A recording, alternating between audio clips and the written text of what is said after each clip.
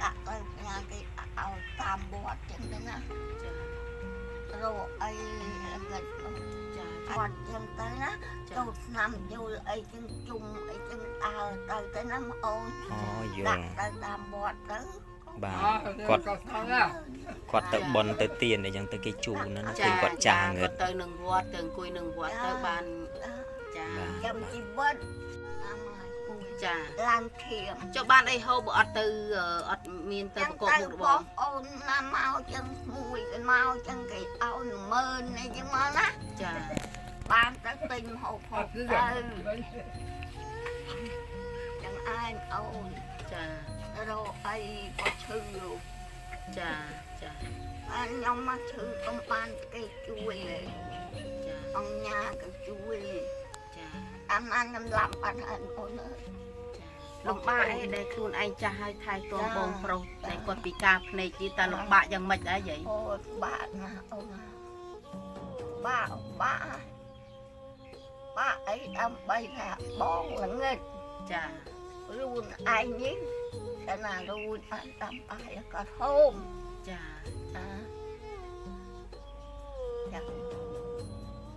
ចាំមែនទេ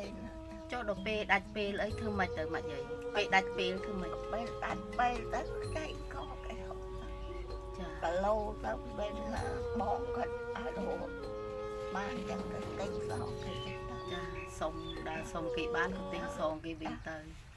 ចាឲ្យគេណាត់គឺណាគេអត់យកវិញទេគេណាត់គេឲ្យចាជូន1គីឡូ2គីឡូអីទៅចាគេខាងគេគិនមានណាចាចុះផ្ទះគេធ្វើអោទេចាផ្ទះនេះក៏គេធ្វើឲ្យដែរចាគេធ្វើឲ្យទេមិនធ្វើអាចឯងចា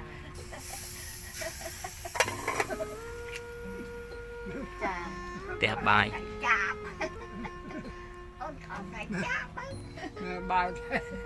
មានតែប៉ុណ្្នឹងឯងចាសម្រាប់ខំតែចាប់ពីបានទៅចាប់ពីនៅចាប់ពីសុំគេចាប់បាយនេះហ៎ចាអត់អីទេមកយាយអត់អីទេចាហើយ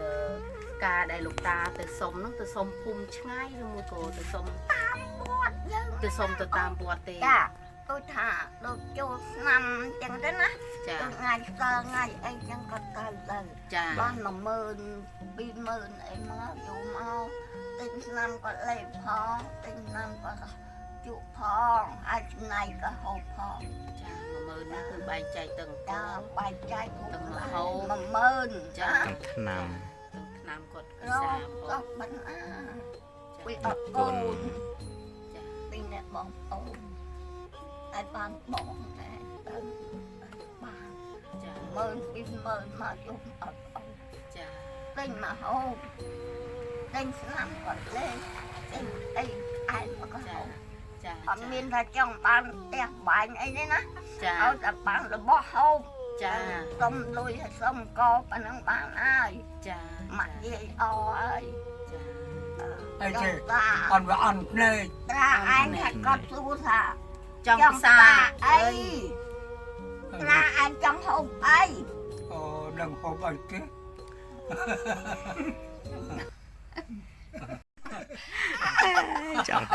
ចង់ហូបក្បាលជ្រូកចាយកមកស្ងោចាពុកម៉ែបងប្អូនសប្បុរសជនទាំងក្នុងស្រុកក្រៅស្រុកចាបានឮហើយចាបានឮហើយពីពាក្យពេចន៍របស់លោកតានិងលោកយាយក៏រៀបរាប់ពីជីវិតពិតដែលគាត់រស់នៅក្នុងផ្ទះនេះគឺមានតែពីរនាក់បងប្អូនទេចាលោកយាយអាយុ60ជាងហើយតែលោកតាអាយុ76ឆ្នាំចាលោកយាយ68ចាលោកតា68ចា76ពីរនាក់បងប្អូនចាឥឡូវខ្ញុំបានសួរតើគាត់ហើយបញ្ជាក់ថាគាត់ចង់ពិសាអីគាត់ចង់ពិសាក្បាលជ្រូកស្ងោចាសូមពុកម៉ែបងប្អូនសប្បុរសជនទាំងក្នុងស្រុកក្រៅស្រុកមេត្តាជួយគាត់អាណិតសំណោះគាត់ដែលជាចាស់ជរាព្រមទាំងអាងឹតភ្នែកគាត់អាងឹតភ្នែកទេពេលថ្ងៃសៅរ៍ឡើងក៏គាត់ទៅវត្តទៅសុំទានតិចតួចពីបងប្អូនដែលបានទៅវត្តទៅអីចឹងទៅបាន10000 20000ក្តីមកសម្រាប់មកឲ្យប្អូនចាសម្រាប់មកឲ្យប្អូនពិសាទិញថ្នាំទិញដង្កូវហើយទិញអាហារហូបចុកព្រមទាំងអង្គចា ឆ្នាំលេផងចាសូមពុកម៉ែបងប្អូនសប្បុរសជនអាណិតចំណោះតិចក្តីច្រើនក្តីចាប់អ្នកចាប់ផលកសលផលបនជាមួយលោកយាយលោកតាដែលលោកតាជាគាត់ពិការភ្នែកព្រមទាំងលោកយាយក៏រៀងធ្ងន់តិចដែរចាពីអ្នកបងប្អូនរស់នៅគ្មានទីពឹងទេចាសូមទំនាក់ទំនងតាមលេខទូរស័ព្ទ097 606354និងមួយខ្សែទៀត098 23 03 69ចាសូមអរគុណសូមគោរពលា